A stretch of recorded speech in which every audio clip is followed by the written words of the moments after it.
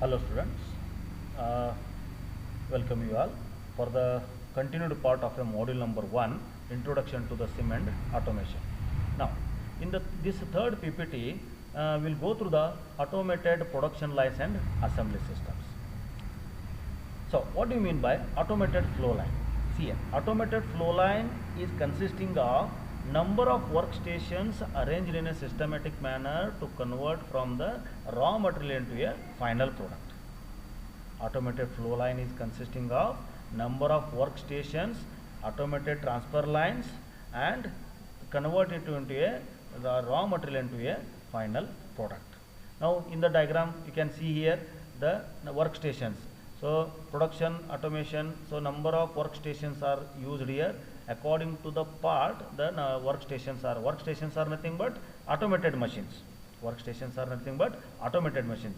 Let us consider CNC machines, VMC machines, HMC machines, industrial robots. All are comes under the different these workstations. Okay.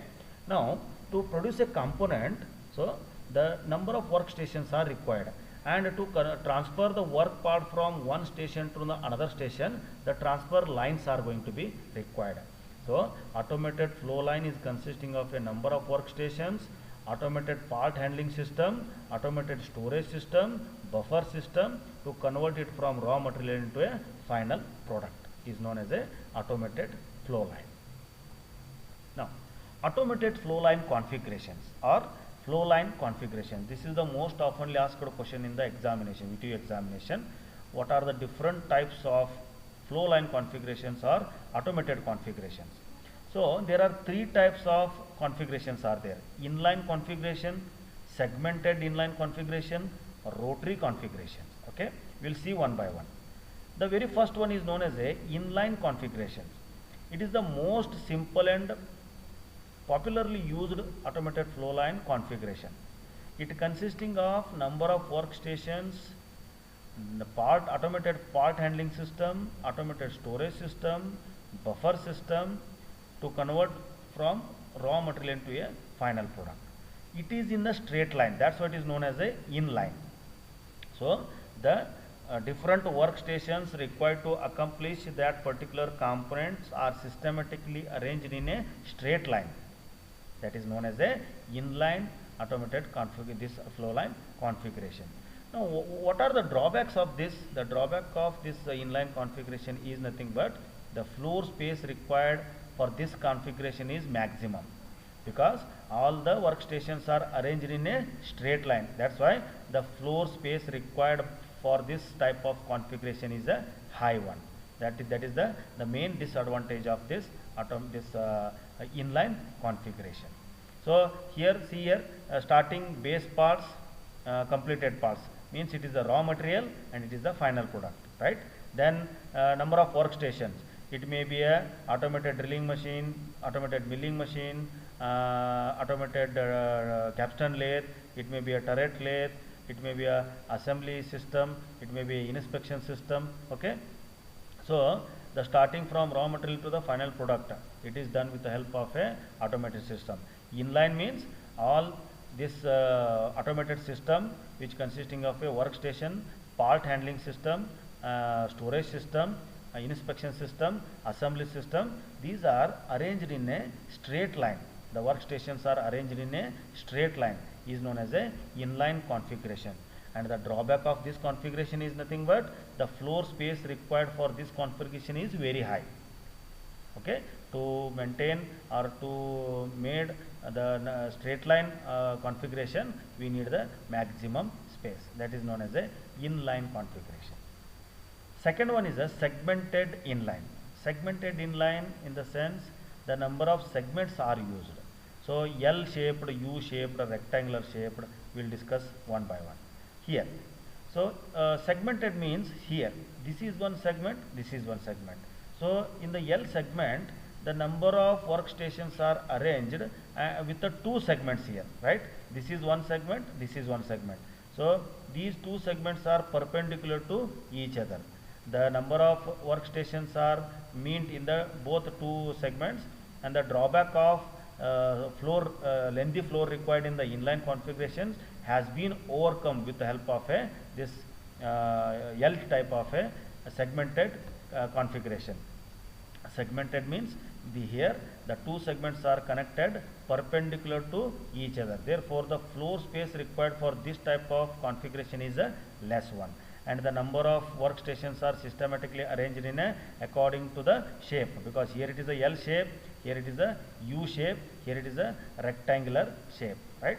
Now coming to the next one, U shape system, in which the number of automated workstations are arranged in a systematic manner in a U shape, so that the raw material is inserted from the left side and the finished product is going to be removed from the other side. The another one advantage of this type of automated flow line system is that the floor space required for this is less than the inline configuration. Got the idea? And the number of machines are more, can be situated in the U-shaped segmented automated configuration. Then last one is known as it is a rectangular one.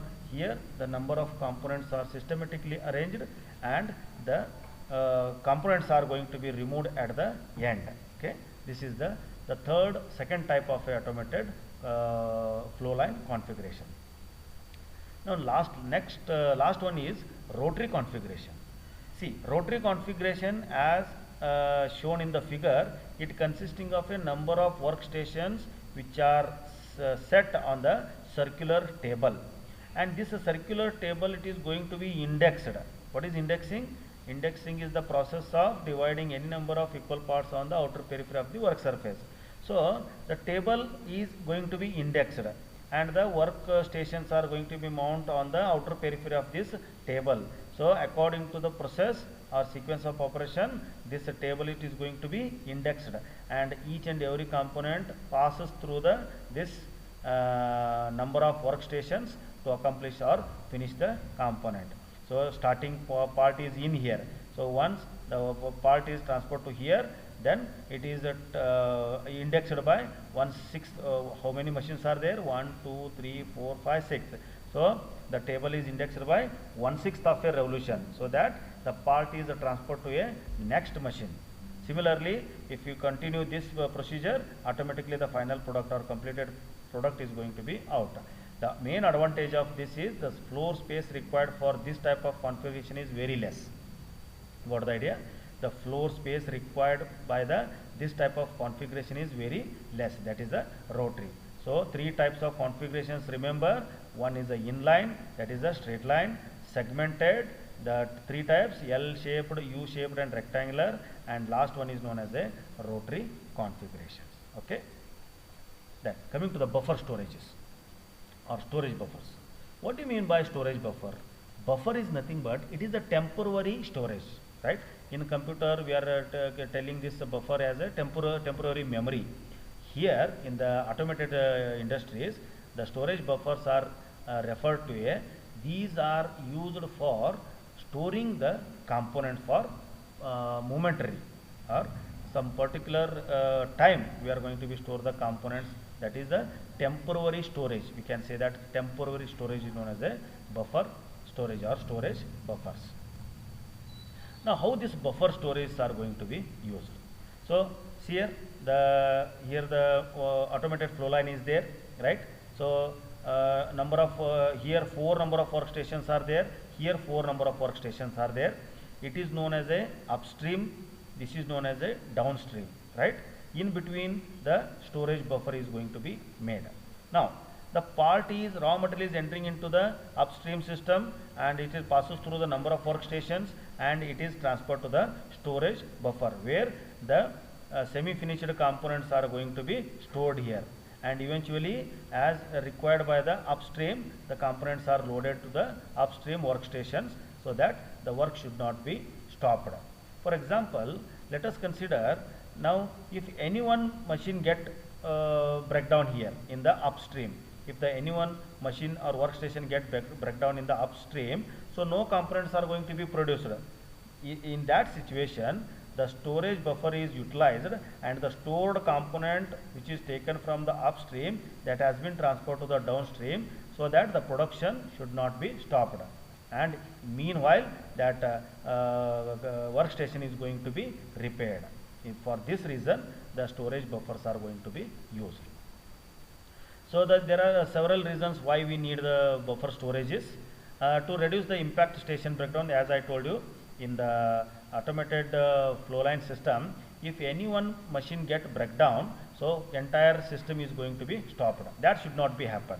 With the help of a buffer storages, if any one machine get breakdown, so with the help of buffer storages, the downstream workstations are still working on the workpieces which are stored in the storage buffers. To provide a bank of parts to supply the line, yes, upstream station are breakdown, then there is no effect to the downstream stations. Okay, the number of components are stored in the buffer storages, and that semi-finished components are continuously fed to the downstream storages, so that the supply is continuous. To provide a place to put and out of the line, to allow for curing time or the other process delay. So when the machine get breakdown, there is some minimum time is required to repair that one. So until the process should be continue, and that is accomplished with the help of a storage buffer. That is to allow the curing time or the other process delay. If any delay is there with the help of breakdown or anything else, so that time can be utilized with the help of a buffer storages, and the downstream operations are going to be continuously performed to smooth the cycle variation. These are some reasons for storage buffers. Now, analysis of a transfer line with no internal storage. See, if there is no storage buffer, means there is no any storage buffer in the automated flow line. So if any one machine get breakdown, total system is going to be stopped. Got the idea? Let us consider there are 10 number of machines are there. If any one machine get breakdown, so entire process, because all the machines are interconnected, so material passes from one machine to another machine to process the component. So any one machine get breakdown, so automatically the total entire system is going to be stopped. That is the analysis of transfer line with the no internal storage. So the common reasons for downtime for the automated flow line, this production line, are tool failure at workstation. What may be the reasons for breakdown of a machine for the no storage internal buffers? Tool failure at workstations. The tool may be break in the workstation. Tool adjustment. There is should be a adjustment, failure of adjustment of a tools in a workstation. Scheduled tool changes. Automatic tool changer may get problem, so that the schedule may be changes. Limit switches or other electrical malfunctions. Electricity should not be provided as per the requirement. Mechanical failure of the system, that is automated flow line, material can be transferred from one workstation to another workstation, maybe get failure, that is a mechanical failure. Insufficient space for completed parts. Once the final workpieces are prepared to store the components, if there is a insufficient space, that is also leads to the requirement of a buffer storage in the internal storage. Okay, thank you.